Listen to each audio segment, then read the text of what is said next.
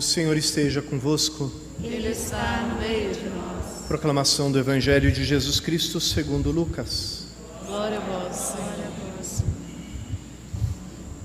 Naquele tempo disse Jesus aos seus discípulos: antes que estas coisas aconteçam, sereis presos e perseguidos, sereis entregues às sinagogas e postos na prisão, sereis levados diante de reis e governadores por causa do meu nome.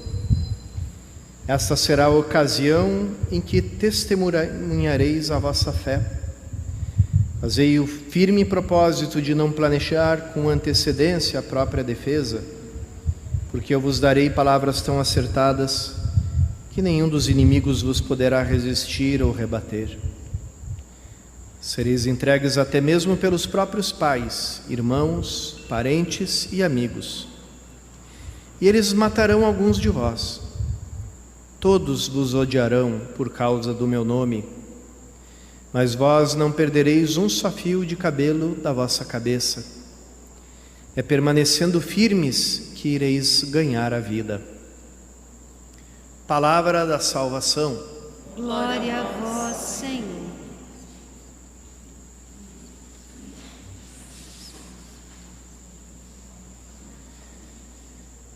Quando Lucas escreveu essas palavras, quem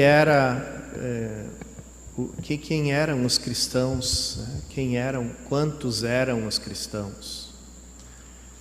Era um punhado de gente,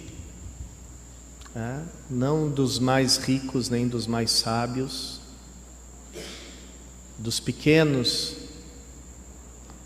um punhado de gente vinda do judaísmo e que por crer em Jesus foram expulsos das sinagogas, foram perseguidos, como diz Jesus aqui, até pelos próprios familiares.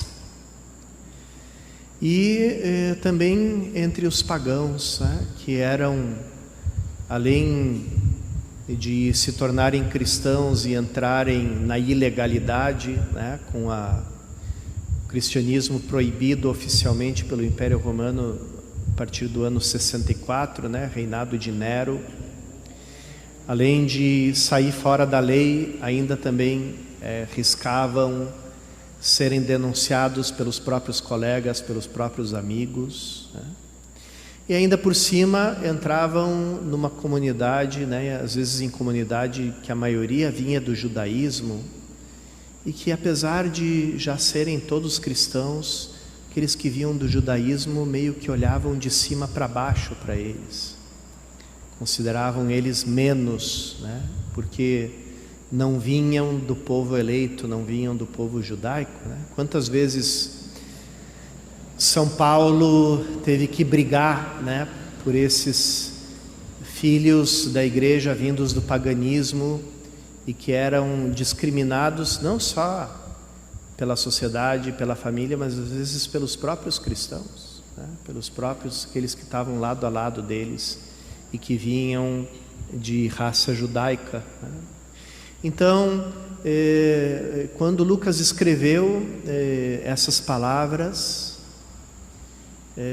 isso era esse punhado de gente sem chance nenhuma de sobrevivência, eram os cristãos, sem chance diante do império mais poderoso da história,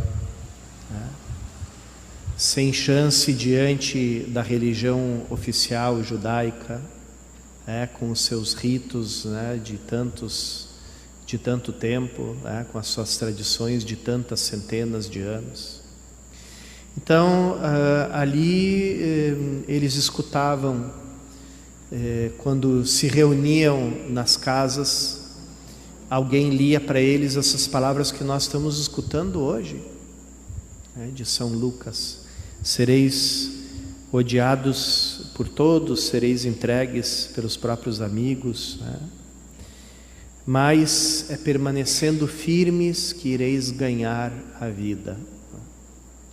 Então, hoje nós estamos aqui, porque o Espírito Santo deu força para aquela pequena comunidade, para aquele pequeno rebanho, de ir adiante, né? E se a gente pensar hoje, nós não podemos olhar para a igreja com nenhum tipo de triunfalismo humano, porque apesar de já termos 2000 anos de história e uma história tão bonita, da evangelização, com tantos capítulos bonitos, outros talvez nem tão bonitos assim, né?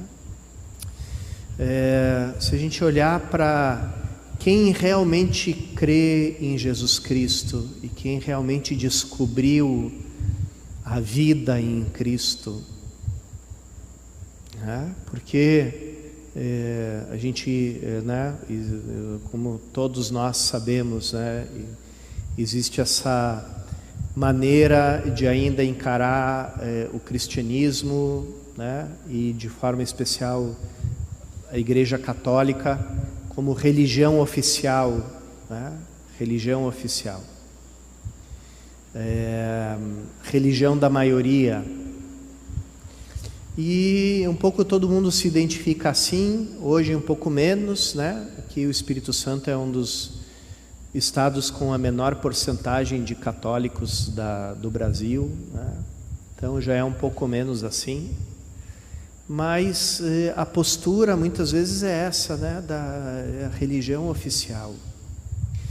E então por trás dessa aparência, e muitas vezes institucional, e dessa maneira de pertencer de forma institucional, tradicional, porque toda a minha família é assim, porque eu sou descendente de italianos, todas as nossas famílias são católicas, não sei o quê, minha avó era católica, etc. Além de tudo, quem é que realmente experimenta na sua vida que é discípulo do Nazareno, discípulo de Jesus de Nazaré? E quem experimenta quem é que experimenta que já morreu? Quem é que experimenta que já morreu? São Paulo diz: vós estáis mortos, e a vossa vida está escondida em Cristo. Quem é que já experimentou essa morte e essa vida escondida? Quem é que experimenta essa presença misteriosa do Espírito Santo no coração, Hoje, vieram aqui tantos jovens que, se Deus quiser, agora no sábado, no domingo, vão completar a sua iniciação cristã recebendo o crisma, Quantos, que a gente pode olhar e dizer: aqui eu estou diante de um cristão, Me lembro agora, eu reunido com alguns bispos que estavam falando um pouquinho antes daquela Jornada Mundial da Juventude no Rio de Janeiro, e estavam falando dos políticos que tinham prometido ajudar e que não ajudaram, e que na hora disseram que não podiam, não sei o quê, Aí citaram, eu não vou citar o nome aqui, até porque nós estamos em épocas candentes, em matéria de política, Então citaram o nome de um antigo personagem muito conhecido, E aí os bispos disseram: nós entre bispos dizemos assim, esse aí ninguém sabe se ele é cristão, mas que ele é católico, ele é. Então existe essa coisa, Então quem é realmente, não só nesses termos, não é somente católico, mas é cristão, naquele sentido que eles falaram, Quem é que realmente... Então, se a gente for contar, a gente vai descobrir novamente que nós continuamos a ser um pequeno rebanho. Continuamos a ser um pequeno rebanho. E quem é desse pequeno rebanho sabe que esse rebanho é pequeno. E então e não só sabe que faz parte do pequeno rebanho, como Jesus chamou os seus discípulos, como experimenta tudo isso aqui que Jesus falou, perseguição dentro da família, Quantas vezes a família, quando vê um jovem indo muito à missa, diz: agora se você só está dentro da igreja, né? Uma menina uma vez me falou chorando: o que eles dizem lá em casa, você está indo à igreja porque você está apaixonada pelo padre, por isso que você está indo para a igreja, né? Então, perseguição dentro da família, né?